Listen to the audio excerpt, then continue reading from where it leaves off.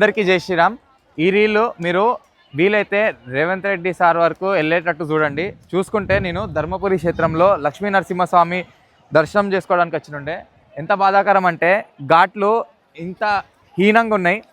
Minimum లేడీస్కి washrooms లేవు, దాని తర్వాత చేంజింగ్ రూమ్స్ లేవు. నెక్స్ట్ ఇయర్ 2027 జూన్లో గోదావరి తల్లి పుష్కరాలు ఉన్నది. ఎంతైతే అంగరంగ వైభవంగా మనకు ప్రయాగ్రాజ్లో మహాకుంభమేళ అయిందో అట్లనే మనము గోదావరి పుష్కరాలు చేసుకోవాలి. ఆంధ్రప్రదేశ్ పక్కనున్న ఆంధ్రప్రదేశ్లో నారా చంద్రబాబు నాయుడు గారు భారీ స్థాయిలో మహాకుంభమేళ విధంగా చేస్తున్నారు. ఇక్కడ కూడా మన ప్రభుత్వం ఇప్పటికైనా మేల్కొని ఏదైతే వేరే వాళ్ళకి ముబారక్లన్నీ ఇంకా శారీలన్నీ ఇస్తున్నారో అవన్నీ ఇచ్చుకుంటేనే మన ధర్మంకి కూడా మీరు చేస్తే మంచిగా ఉంటుంది. జై శ్రీరామ్. కానీ ధర్మపురి దగ్గర అయితే అసలుకి క్లీన్లీనెస్ లేదు, ఏం లేదు. నాకు ఏదైతే చాలా బాధాకరం అనిపిస్తున్నది. మన గోదావరి తల్లిని మనమే కాపాడుకోవాలి. జై శ్రీరామ్, జై బజరంగ్ బలి.